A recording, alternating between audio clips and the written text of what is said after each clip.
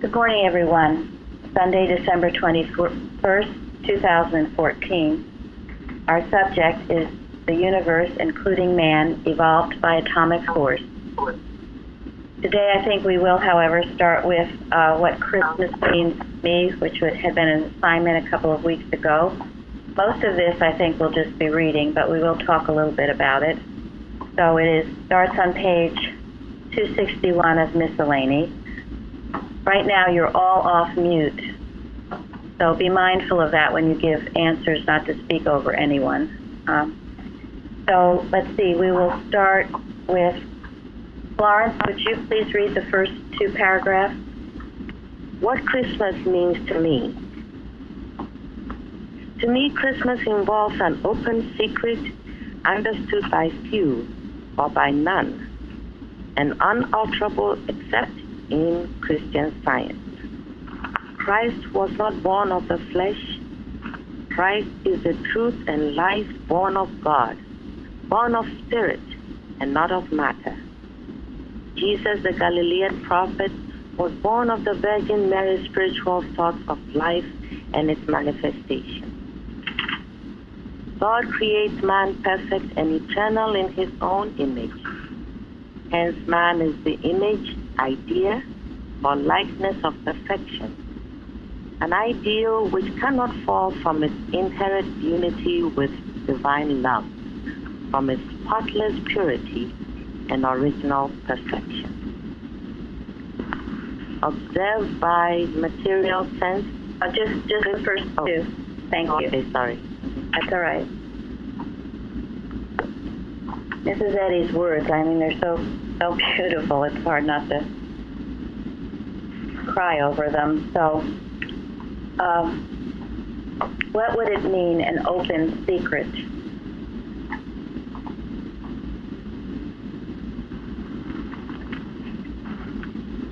I think it's something that's out there in the open, and yet, like she says, completely not understood. It's there, it's right in front of you, and yet not, people don't get it. Yeah, it's a veil. Yeah, and it's still till this day. I mean, Christmas, and it just goes right over our head. Or it had. It's so. Thank you. That is why it is so important for us to read what Mrs. Eddy says about Christmas, these pages, to take them into our hearts.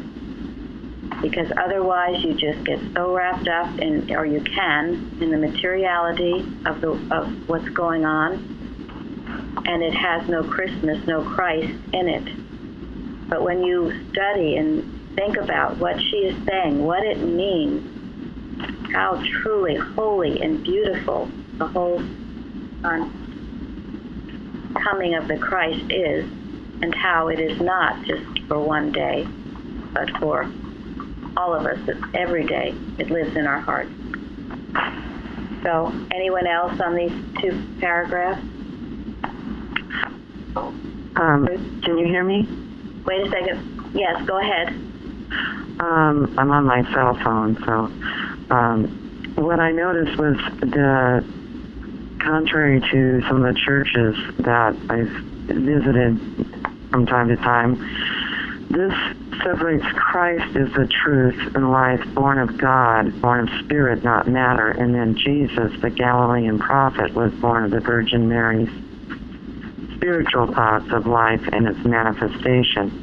And there's a difference between the man Jesus and the Christ, which is the truth forever, and it helps to have that. It gets away from Mary, the Mother of God thing. Yeah, right. Yes. Bruce? Yeah, I was going to say, I think it's pretty clear that Christmas stands for the appearing of the Christ, and this Christ, however, is forever with us. So this appearing of the Christ is not just for a day or a season, it's literally for always. And Jesus was sent to talk to us about and illustrate the way of this Christ that is always here, has never left, has never come and gone. It's just a beautiful clarification of the fundamental truth that exists. Thank you. We can be so grateful. Go ahead. Okay. Is that Lenny? Yeah. I think it was both of us. It's okay. Go ahead. Where she talks about the ideal which cannot fall. You know, that's such a it's a response to the whole Adam and Eve, this idea of fallen man. You know, this perfect Christ is expressed in Jesus, never fell. Jesus never fell. There was no falling away for him ever. And that's the truth about man. And I just thought that was, she really makes that point to me there. Yeah, that was good. And that's why he's the great example. Yeah. Hey, Florence? Well, I think it's also, really makes it clear where our freedom is. If this was understood and if this was taught correctly, this is the basis of our freedom, man's perfection, and to be conscious always of our unity with divine love, with God. I mean, that's just too powerful. I don't know what else to say, because I feel that if this is understood, it really would change everything. Yes, you're right. That's why it is so profound and so important. And this time should be a holy time where all of us are knowing this and working with these thoughts. What is the truth about it? And that will neutralize all the materiality of this season seems to bring. So thank you. And I love it too, where she brings out that Jesus was born of the Virgin Mary's spiritual thoughts of life and its manifestations. So that was what was so supremely divine about Mary, was she was able to understand. And as we talked about in yesterday's Bible study, she accepted the idea that, even though she didn't know a man, that she would bring forth this idea. So, okay, let's see, how about the next two paragraphs? Lenny? Observed by material sense, Christmas commemorates the birth of a human, material, mortal babe, a babe born in a manger amidst the flocks and herds of a Jewish village. This homely origin of the babe Jesus falls far short of my sense of the eternal Christ truth, never born and never dying. I celebrate Christmas with my soul, my spiritual sense, and so commemorate the entrance into human understanding of the Christ, conceived of spirit, of God, and not of a woman as the birth of truth, the dawn of divine love breaking upon the gloom of matter and evil with the glory of infinite being. Thank you. Anyone want to comment?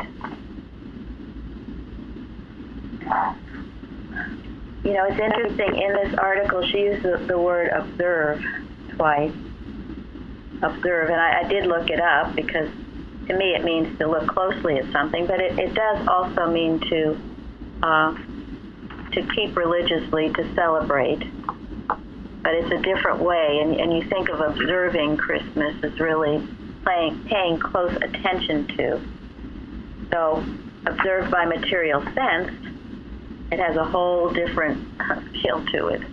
It's all the materiality of it. And many people, they just would rather just not have it because of that. They get almost a Scrooge attitude. And then there are others who just get so frenzied and excited about the whole thing, and then completely let down when it's over. And of course, both ways are very wrong. And then there is this way, how Mrs. Eddy observes it, not with material sense, but with her soul. And ask yourself, am I observing this time with my soul? Am I commemorating the entrance into the human understanding of the Christ, conceived of spirit, of God, and not of woman? Am I doing that with my soul? And if you do that, that light will pierce the darkness of materiality.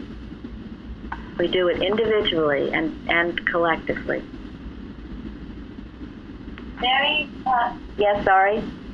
yeah, what you had to say is really, really powerful. But I celebrate Christmas with my soul and spiritual sense. So this calls upon us not only to observe on our own, but to be a participant. Yes.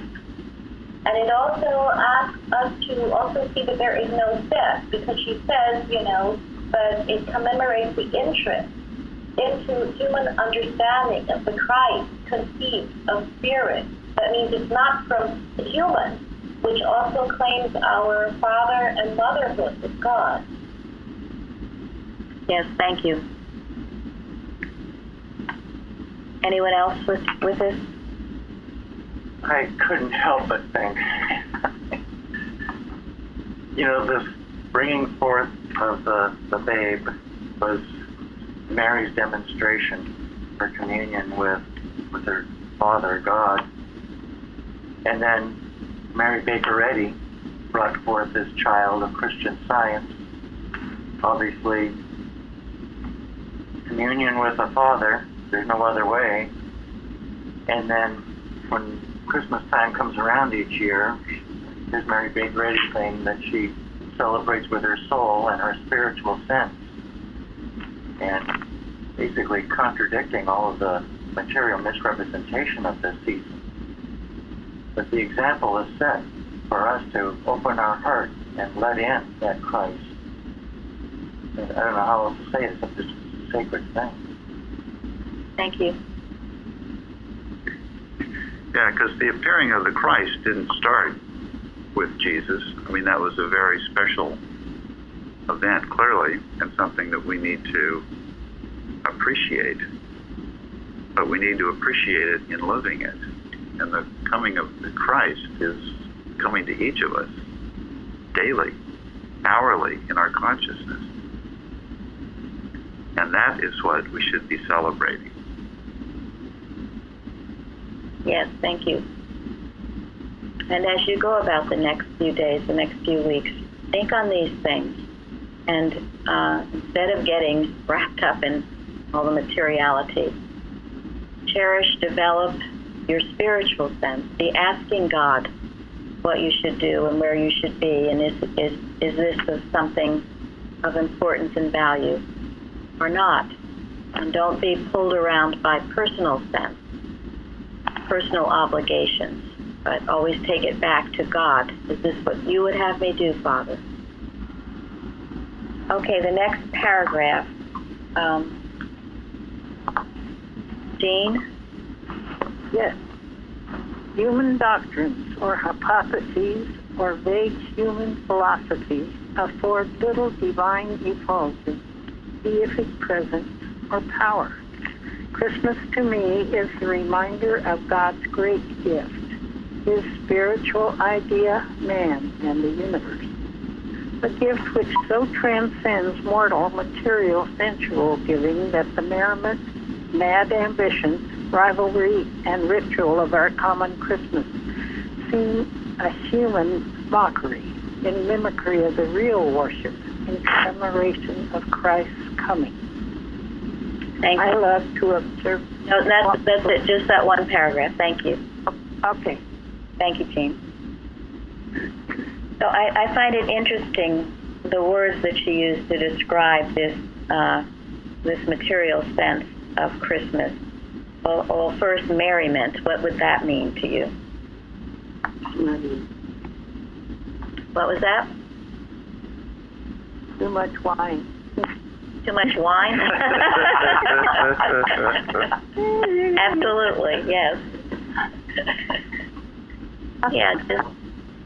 And seeking human material entertainment. Right. Looking to human activity for your happiness.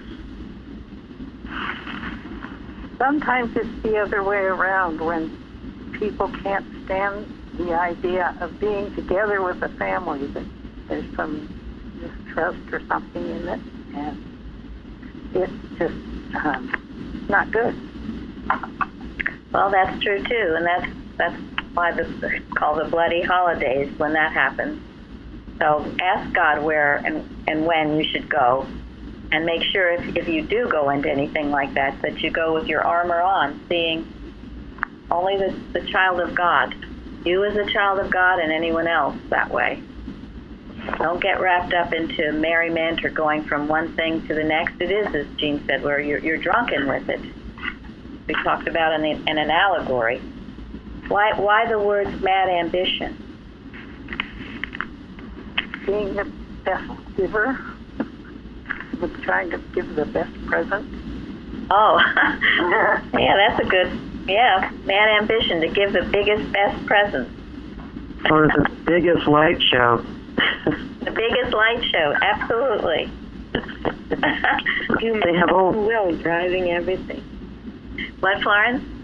I said it's human will driving everything. I gotta do this. I gotta do this. Mad ambition. I think the basis of all this in Christmas is really just love. Right, that's what it should be. We're talking about what it isn't, what we have to watch out for. Anyone else? Elsie? Well, it seems to me that it's the same thing over and over again, where people at work try to outdo everyone else in giving gifts to the boss, and the sensual giving with merriment, it just never stops. When you're working, it just seems to be an ongoing thing. Okay. And it starts earlier every year. It starts around Halloween. Yeah, that's true. We have observed that as well. Starts at Halloween. Try September down here. Mad ambition to sell as much as you can, to get as many presents. Okay, rivalry. How does rivalry enter into this false sense? What is we need to watch for it? In some ways, we've talked about it with the mad ambition. It's always also human rivalry among family members when everyone's getting together. Right. That's it's what like I was. Who's more important than who else, and who doesn't really matter. Wow. True. And I've often seen that some people brag about their rate of return during the year when it gets to be about this time of year, in comparison to who got what, made how much. Wow. Yeah, all of those things, all that we're describing it is obnoxious, and it is a mockery of Christmas. But you do know sometimes the family or business associates, that's what you get. Rivalry, who's done what, who's done the best, who has the best this, that, or the next thing amongst families and business acquaintances. Yeah, what's your job? What do you do? That's one of the first questions people ask. It used to be popular, I don't know whether it still is, to send out a Christmas letter to all members of the family to brag about this, that, and the other thing. And that causes a lot of rivalry within the family. It can. Depends all on the motive. The motive is wrong, it would. And then finally the ritual.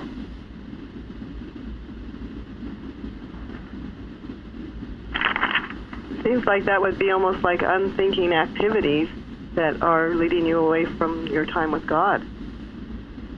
Yeah, thank you, Linda.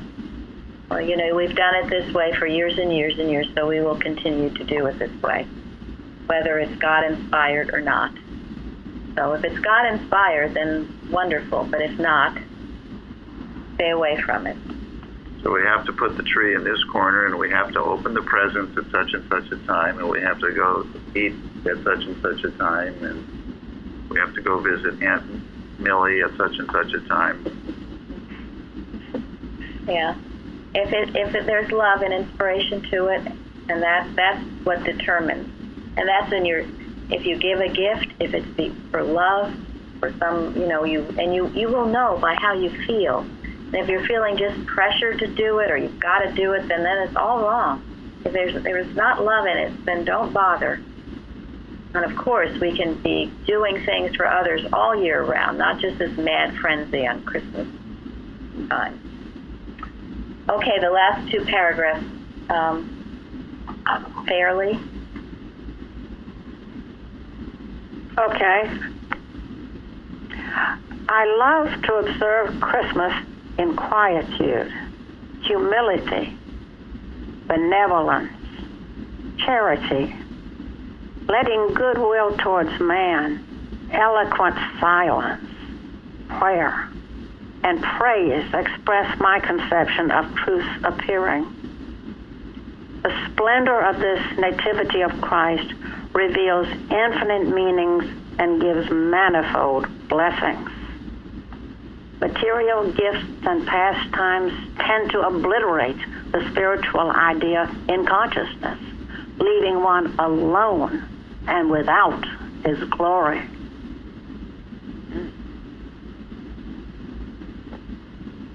Thank you. Okay, That word obliterate is pretty strong. It certainly is. Obliterate, totally destroy.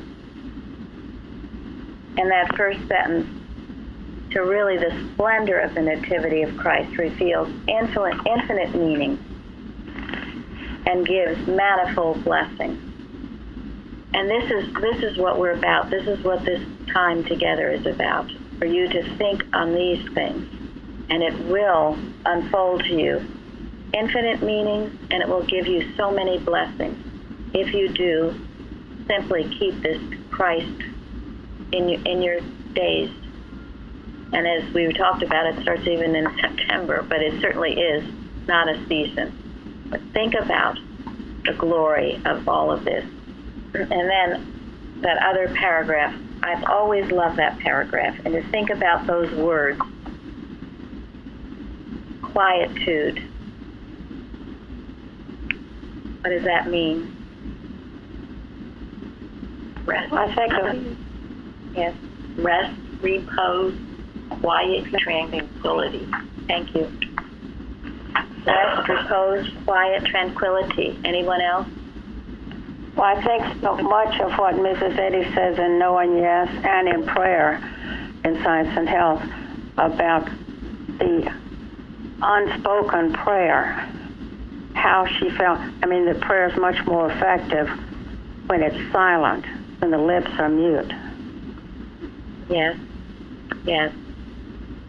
So, and she's saying just the opposite of what, everyone else is thinking about this Christmas time, to spend it in quietude, to be quiet. Yeah, to not let the hustle and bustle of the shopping and the jingles and the, constant playing of music, to not let that distract you from your communion with God. Keeping your thoughts quiet, don't let it rush into your thoughts. It's a moment by moment thing you have to do. Yeah, it would try, and it comes as pressure and push, and so you can't focus. Got all this other stuff going on, or so you think. Well, then that's when you shut it out. You fast from it. It's a good treatment for the mad ambition that we were talking about earlier. Good way to shut that out. Yes. And exclude it. Okay, the next, humility.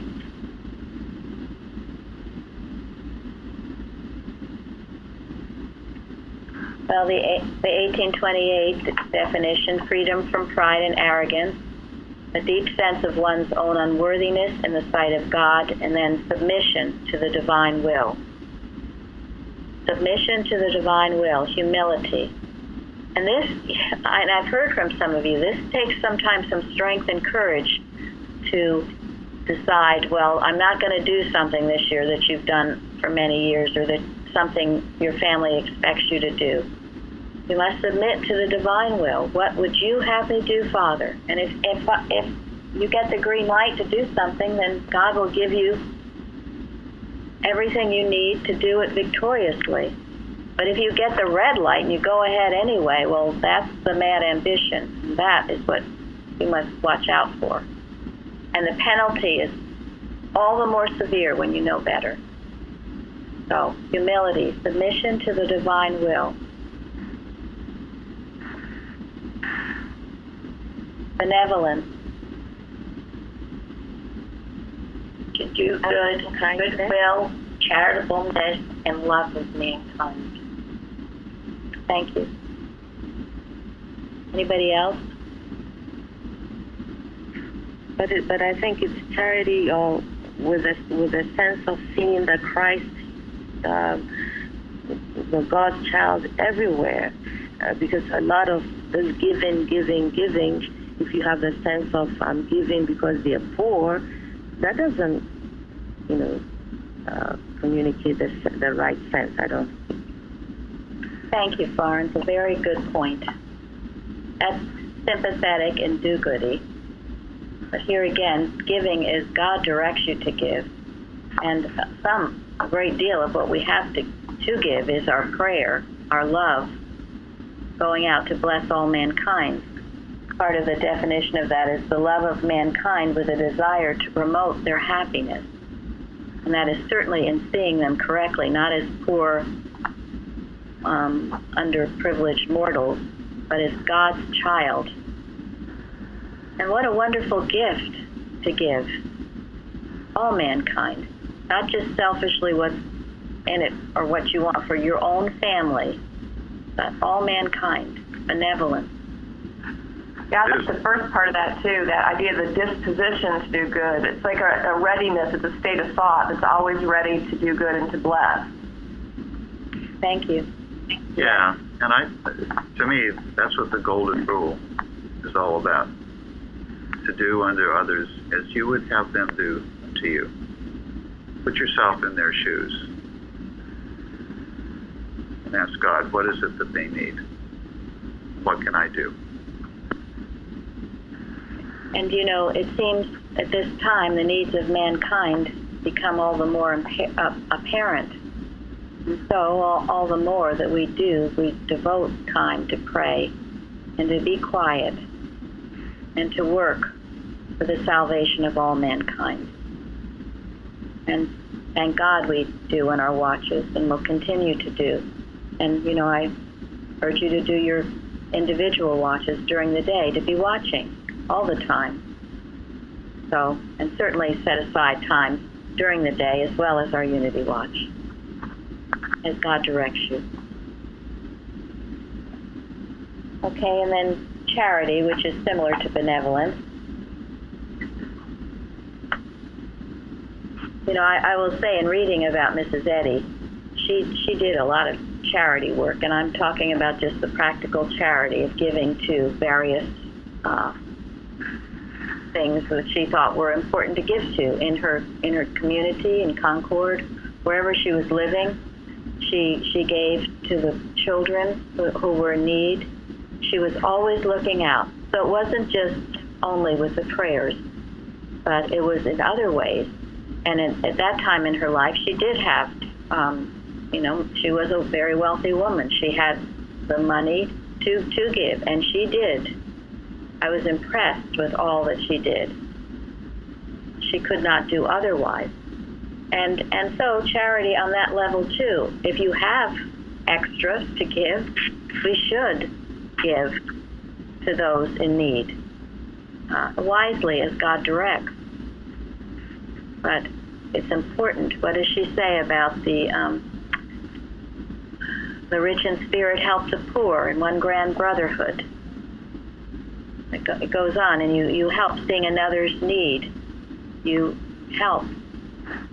We should have that in our heart. We should feel it. We should feel the needs of our brothers and help anywhere, anytime that we can, as God directs. Not human do-goody, not to make yourself feel good, but as God directs.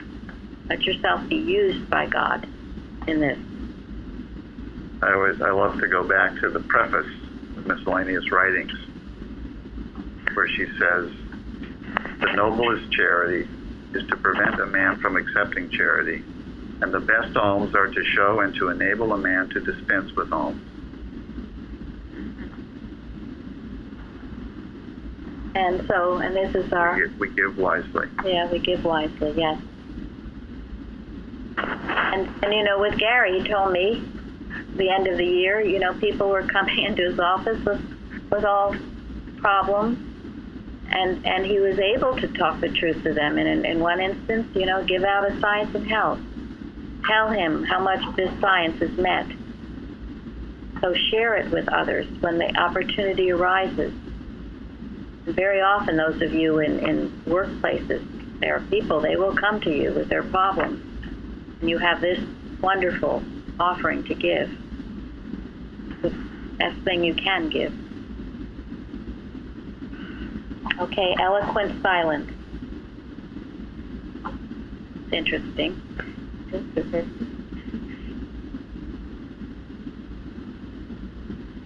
Well, sometimes it's just best to be quiet, and in that quietness there is great eloquence. In fact, we've had it in one of our lessons recently, a quote from the Bible, is, "Be ye silent, O all earth, before the Lord." Right. When the truth appears, you have to be in awe. There's really nothing to say when it appears. So anyone else, we ended with, you know, what happens when you do get into the material gifts and pastimes, as Lenny said, obliterating the spiritual idea and consciousness and leaving one alone and without his glory. So when you get into all of that merriment, mad ambition, rivalry, when it's all over, you feel pretty darn terrible. We really don't need to go there, and we can help lift mankind out of it. And so, with that, we will go to our lesson. And thank you all. Sorry, I think I like the her Christmas message down here, right? Yes. The word to the wise is sufficient. Mother wishes all a happy Christmas and a peaceful soul and a famine of sense. It was really nice when I finally understood what that meant. Yes. Beautiful, isn't it? It is. Mm-hmm. And that is a simple message we all take into our hearts. And that's the contrast of the two. And we've talked about this in the lesson about prayer and fasting. Well, this is it, a feast of soul and a famine from sense. So I want to add that... oh, Tom, okay, go ahead. Yes. So, letting goodwill towards man, and in fact, actually, yes. That paragraph 2, mm-hmm. You know, that reminds me of the rule for motives and acts, what we read every day. Thank you. Christmas every day. That's right. Christmas every day. The appearing of the Christ every day. Thank you. Yeah. Didn't mean to skip that one. Anyone else? Well, I want to really thank you for bringing this up, because I'd lost touch with some of this, and you know, you do get swept into the buying the gifts and the whole Christmas thing. So I really appreciate this. Well, welcome. And as I said, take these readings, read them throughout this season, and it will change you. This is the transformation that takes place in you as you read Mrs. Eddy's writings, Science and Health Prose works. A transformation will take place.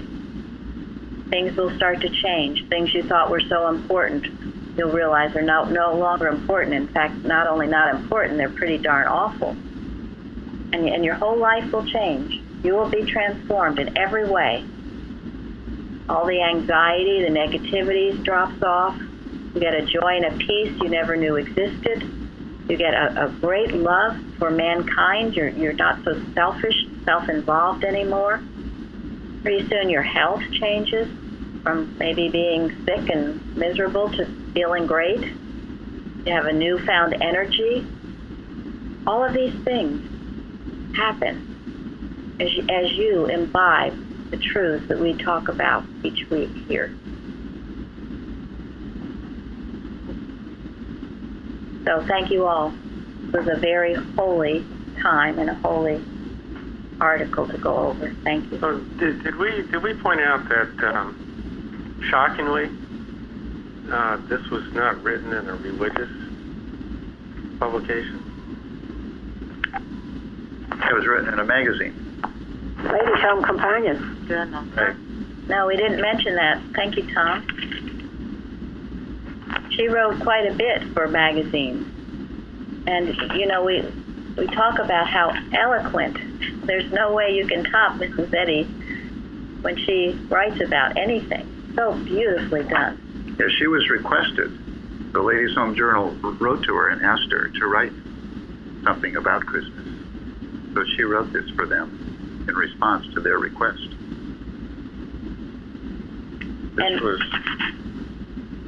And all of her other Christmas articles are very equally beautiful in different ways and will, as I said, transform you when you work with them. So our subject is the universe, including man, evolved by atomic force. I thought this was I just wanted to take a moment to say I thought this was such a beautiful lesson on nothing being impossible to God. And it was written by Andrew. I know many of you maybe have wondered where he is, and I have been reluctant to say anything because I wasn't actually sure myself, and I was sort of leaving it to him. And more recently, he has said something, and it's under announcements. After, I'm sure, a lot of prayer, he has decided to devote full time to his website. There's millions of people, he has said, that need this truth who do not want to have anything to do with a church. And so this is his desire, God-given desire, to reach these people through his website, through Wellspring, and he has this new website. See if I get it right. Truth Outside of Church, I think it's called. And some of you have received emails from him about his new website. So anyway, we are so grateful for all that he's done. I know I will miss his presence here, and I was hoping for a while perhaps he would come back, and you never know, the door's always open. But in the meantime, he's sort of picked up his anchor, so to speak, and he's launching forth in new uncharted paths, and with great love, we wish him all the best, and also with great gratitude for all that he's done here, and I know will continue to do, only in a different way. So, golden text. Would anyone like to read it? Gary? I will. Okay, thank you. Let everything that hath breath, praise the Lord. Praise ye the Lord. Thank you. The golden text, also number 1 in the Bible, Psalms, is all praise ye the Lord, praise ye him. You know, this is the true antidote to being left alone and without your glory, isn't it? It's the antidote to depression. It's the antidote to anxiety. The antidote to just about anything that's wrong. I challenge you, any of you either there or listening, any of you that have had depression or anxiety, you get the true sense of gratitude to God, mainly to God, to Mrs. Eddy for Christian Science, to what you have gained here from this church and elsewhere. If you really gain a right sense of gratitude, you will not be depressed. It is impossible. It goes back to what that article you were assigned a few weeks ago, what our leader says. You can't fill your thoughts up with the truth, with gratitude, with love for God, and have all the negativity and depression. It's impossible. You can't. I challenge you. Try it. If you think you are grateful and you're still being depressed, well, what? Not grateful. You're not grateful. So don't give me any, you know what.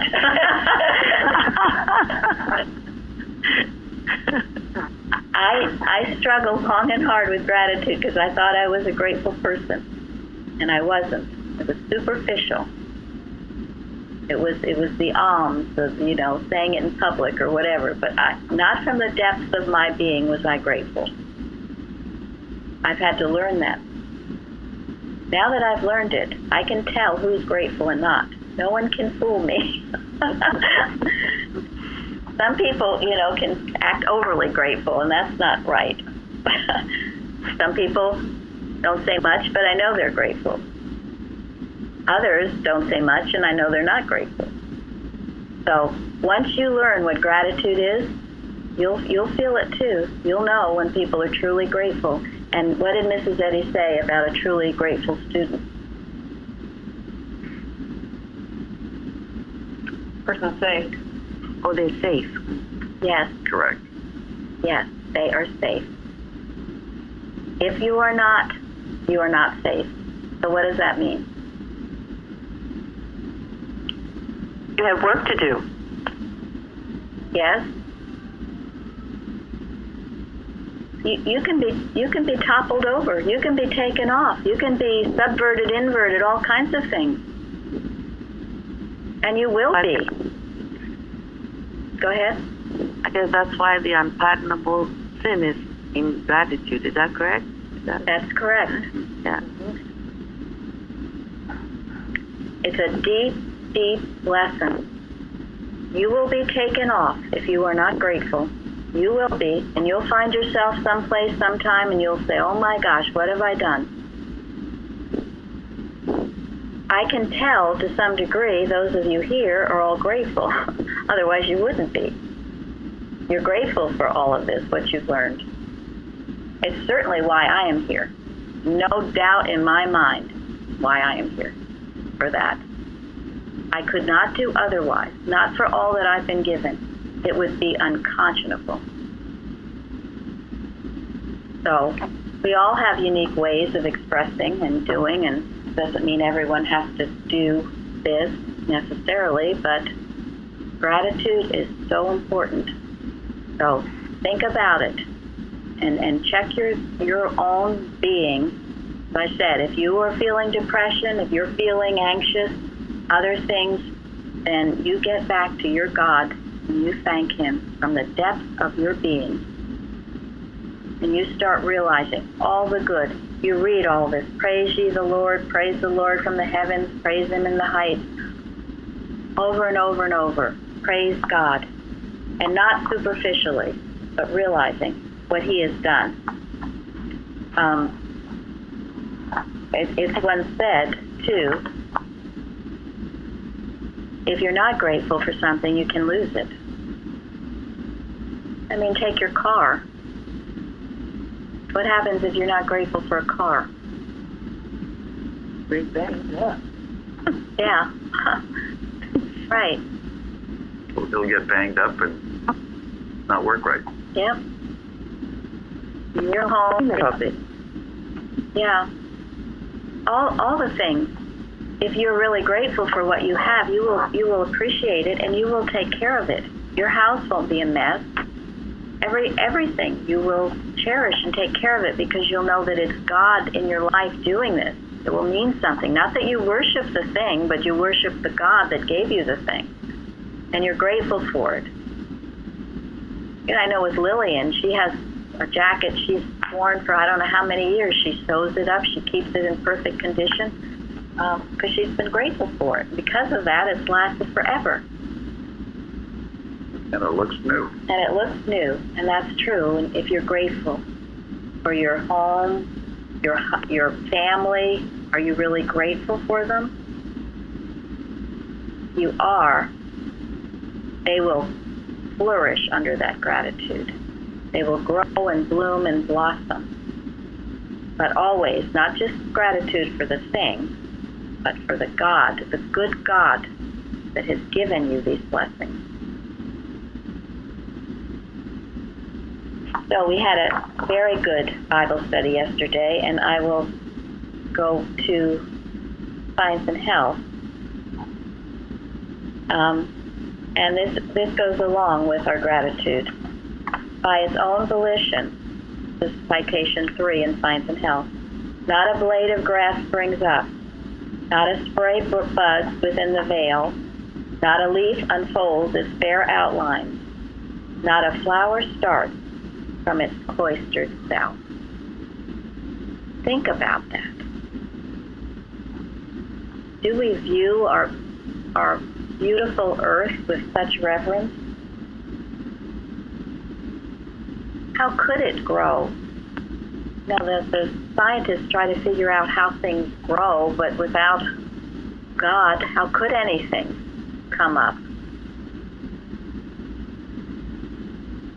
Any comments? I remember one. Go ahead. It made me think of. I remember once reading. I don't know if it was in one of the books about Mrs. Eddy, that someone who had a chance to meet Mrs. Eddy walked away feeling like just this overwhelming sense of she could literally kind of like feel and see God's presence everywhere, like just from everything. It's like I think she even mentioned in that she could feel it in the grass. She just everywhere she looked, she just had this very clear sense of God in all of it. And I guess it would made such a profound impact on her after meeting Mrs. Eddy, and just thank you. Just kind of overwhelmed by it. It was very neat.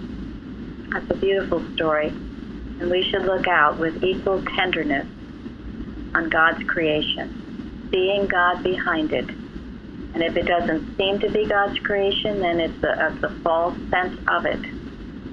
But She speaks of the plural apostles as hieroglyphs of deity. Right. A wonderful phrase. It is. And the stars and planets teach grand lessons.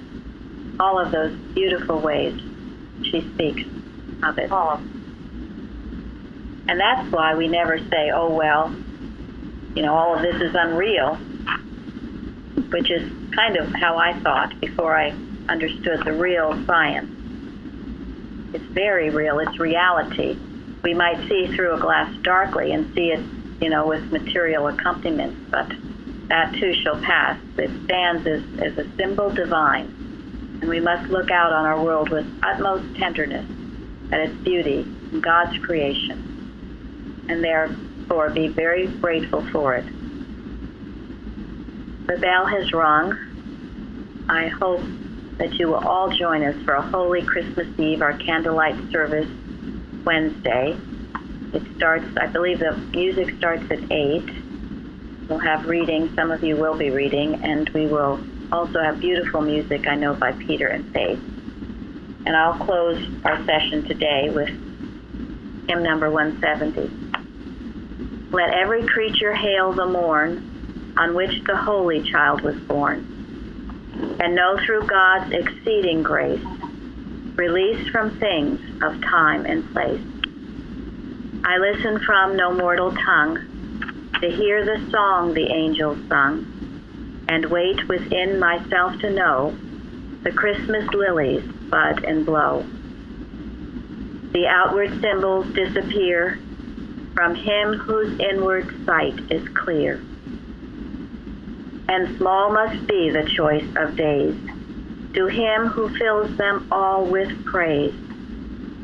Keep while ye need it, brothers mine, with honest zeal your Christmas sign. But judge not him who every morn feels in his heart the Lord Christ born. Beautiful. Beautiful. Thank you. Thank you, Mary. Thank you, Mary. Thank you. Thank you. Thank you. Thank you. That was beautiful. Thank you.